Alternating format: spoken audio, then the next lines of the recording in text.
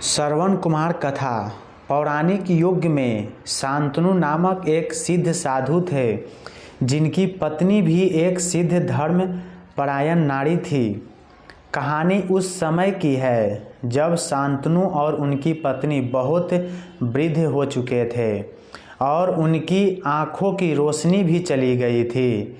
इन दोनों का एक पुत्र था जिसका नाम था श्रवण कुमार।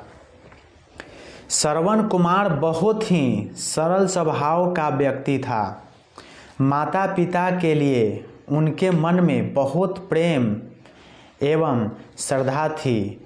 वे दिन रात अपने माता पिता की सेवा करता था। अपने माता पिता का बच्चों की तरह लालन पालन करता था।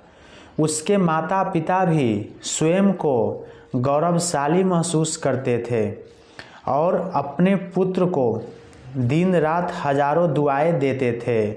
कई बार दोनों एक दूसरे से कहते कि हम कितने धन्य हैं कि हमें श्रवण जैसा मातृभक्त पुत्र मिला, जिसने स्वयं के बारे में न सोचकर अपना पूरा जीवन वृद्ध नेत्रहीन माता पिता की सेवा में लगा दी।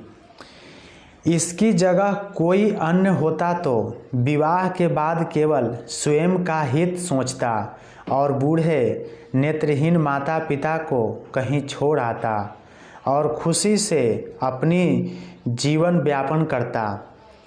जब ये बात श्रवण ने सुनी तो उसने माता पिता से कहा कि मैं कुछ भी भिन्न नहीं कर रहा हूँ, यह मेरा कर्तव्य है। जब मैं छोटा था तब आपने मुझे इससे भी ज़्यादा अच्छा जीवन दिया और अब मुझे यह सौभाग्य प्राप्त हुआ है कि मैं आपकी सेवा करूं।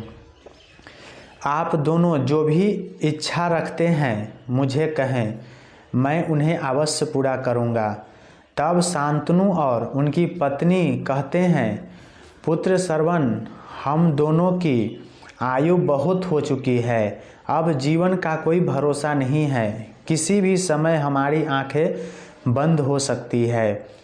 ऐसे में हमारी एकमात्र इच्छा है, हम तीर्थ यात्रा करना चाहते हैं। क्या तुम हमारी यह इच्छा पूरी कर सकते हो? श्रवण कुमार अपने माता पिता के चरणों को पकड़कर अत्यंत प्रसन्न के साथ कहता है, हाँ पिताश्री, यह तो मेरे लिए परम सौभाग्य की बात होगी कि मैं आप दोनों की इच्छा पूरी करूं। श्रवण अपने माता पिता को तीर्थ यात्रा हेतु एक कांवड़ तैयार किया, जिसमें एक तरफ शांतनु एवं दूसरी तरफ उनकी पत्नी बैठती है और कांवड़ के डंडे को अपने कंधे पर लाद कर यात्रा शुरू करता है। उसके हृदय में माता पिता के प्रति इतना स्नेह है कि उसे उस कांवड़ का लेव मात्र भी भार नहीं पड़ता।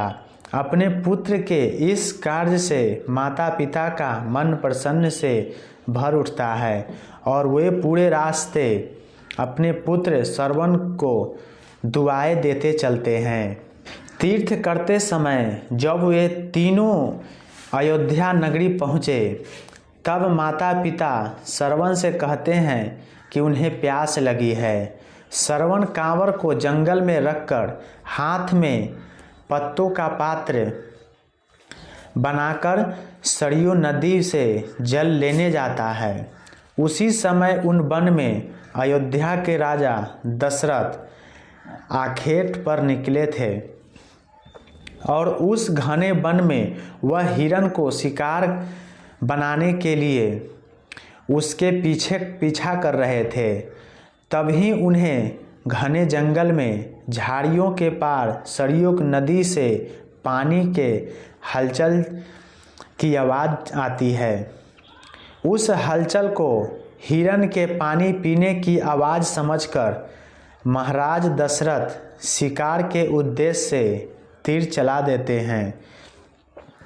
उस तीर से श्रवण कुमार के हृदय को आघात पहुंचता है, जिससे उनके मुंह से पीड़ा भरी आवाज़ निकलती है, जिसे सुनकर दशरथ सद्भाव रह जाते हैं और उन्हें अनहोनी का एहसास होता है और वे भागकर सरयू नदी के तट पर पहुंचते हैं, जहां वे अपने तीर को श्रवण के हृदय में लगा देख भयभीत हो जाते हैं और उन्हें अपनी भूल का एहसास होता है। दशरथ श्रवण कुमार के समीप जाकर उसे क्षमा मांगते हैं। तब अंतिम सांस लेता श्रवण कुमार महाराज दशरथ को अपने वृद्ध नेत्रहीन माता पिता के बारे में बताता है और कहता है कि वे प्यासे हैं, उन्हें जाकर पानी पिला दो और उसके बाद उन्हें मेरे बारे में कहना। और इतना कहकर श्रवण कुमार मृत्यु को प्राप्त हो जाते हैं। भारी हृदय के साथ महाराज दशरथ श्रवण के माता पिता के पास पहुंचते हैं और उन्हें पानी पिलाते हैं। माता पिता आश्चर्य से पूछते हैं उनका पुत्र कहाँ है। वे भले ही नेत्रहीन हो, पर वे दोनों अपने पुत्र को आहट से ही समझ लेते थे। माता पिता के प्रश्नों को सुनकर महाराज दशरथ उनके चरणों में गिरकर और बीती घटना को विस्तार से कहते हैं। पुत्र की मृत्यु की खबर सुनकर माता पिता रोने लगते हैं और दशरथ से उन्हें अपने पुत्र के पास ले जाने को कहते हैं। महाराज दशरथ कांवर उठाकर दोनों माता पिता को श्रवण के शरीर के पास ले जाते हैं। माता पिता बहुत ज़ोर ज़ोर से विलाप करने लगते हैं।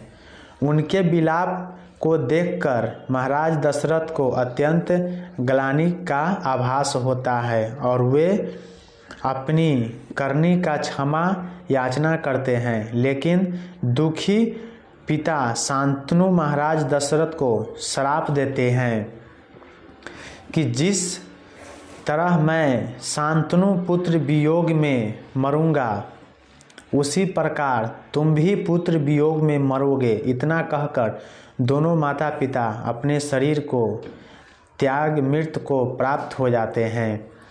महाराज दशरथ श्राप मिलने से अत्यंत व्याकुल हो जाते हैं और कई वर्षों बाद जब उनके पुत्र राम का राज्य अभिषेक होता है, तब माता कैकेयी के वचन के कारण राम, सीता और लक्ष्मण को 14 वर्षों का वनवास स्वीकार करना पड़ता है।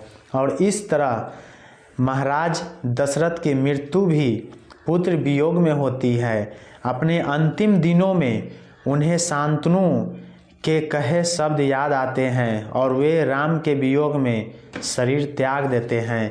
इस कहानी की शिक्षा हमें यह कहानी यही शिक्षा देती है कि बिना लक्ष्य को देखे हुए उसे भेदना कई बार आपको गलती का पात्र बना देता है और आप न चाहते हुए भी दूसरों को दुख का कारण बन जाते हैं। इस कहानी से मैं आशा करता हूं कि आपको बहुत कुछ सीखने को मिला होगा। तो मिलते हैं एक नई कहानी के साथ में एक नए वीडियो में। तब तक के लिए जय हिंद, वंदे मातरम।